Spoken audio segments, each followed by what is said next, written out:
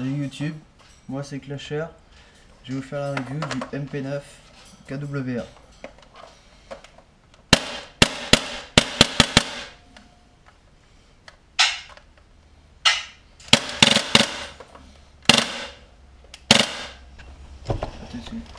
Donc voilà, on se retrouve devant la boîte.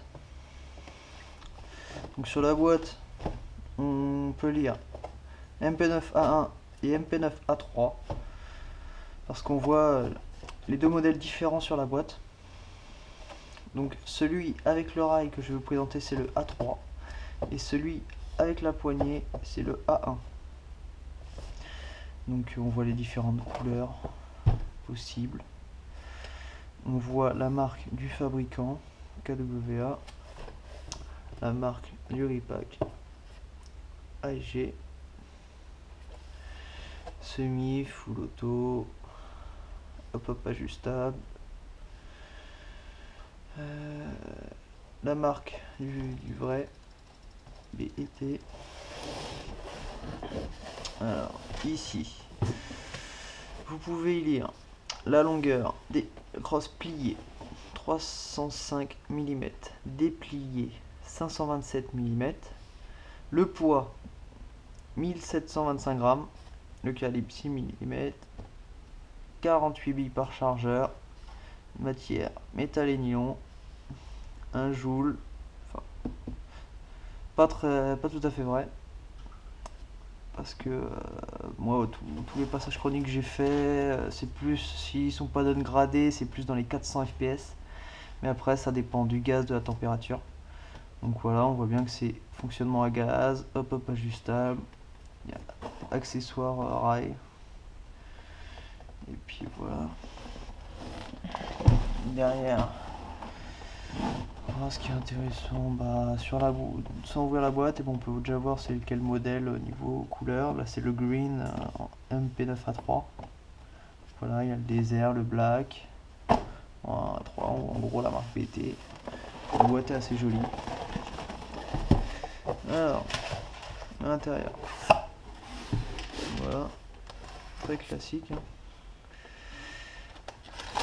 Donc, l'engin, l'attache-chancle, là c'est moi qui l'ai rajouté, il n'est pas d'origine, il y a juste le trou. Donc voilà, jolie bébête. Donc ça fait très plastique. En métal, vous avez juste le bout, le rail. Donc voilà, la crosse. Elle se déplie, elle se lock. Voilà.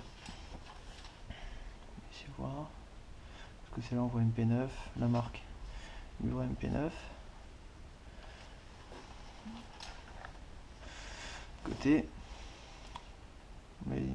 Swiss Made, VT, AEG, calibre 6 BB, juste au-dessus, calibre 9, pas normal.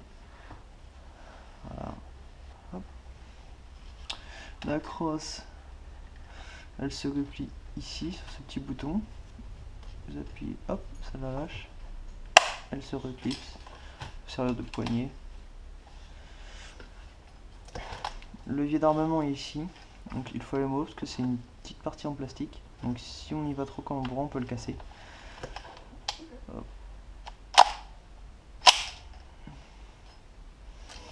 Hop, là, je vais vous la bloquer. Voilà, elle est bloquée.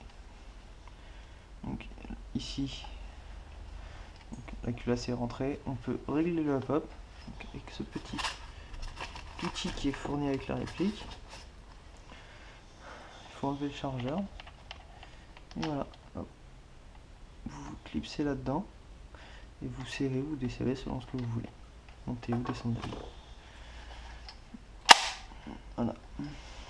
Mire en plastique réglable à l'arrière, pas à l'avant. Donc voilà, moi je les trouve un peu basse d'origine. C'est mieux de mettre un organe de visée. Sans organe de visée, je trouve ça assez compliqué. Donc voilà. Le chargeur. Tout en métal.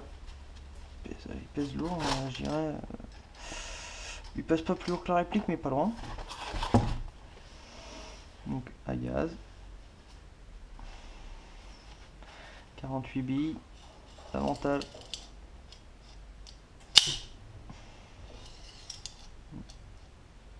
Ouais, je choisis mon moment avec mes gants.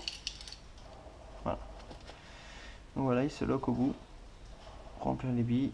Et une fois après, vous lâchez. Hop. Voilà, je peux pas lâcher devant, ça abîme. Puis voilà.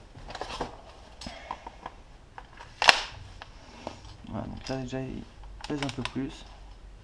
C'est mieux. Le sélecteur de tir. Donc là, vous voyez 3 points rouges, vous êtes en full. Vous le repoussez de l'autre côté. Un point, vous êtes en semi. La sécu, il y en a pas, enfin d'ailleurs elle est là, elle est sur la gâchette, c'est une double détente. Si vous appuyez que sur une partie, il ne tirera pas. Si vous appuyez sur les deux, ça y va. Voilà.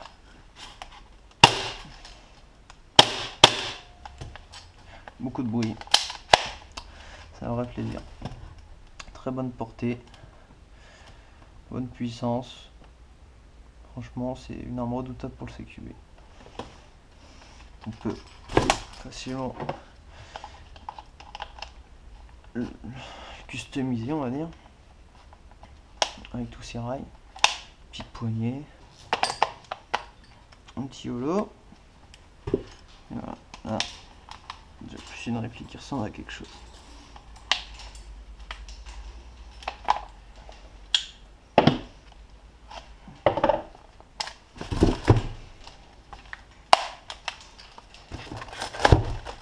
Voilà. Si vous avez des questions, n'hésitez pas à me les poser, j'y répondrai. Si ça vous a plu, dites-le moi. Et voilà, à bientôt.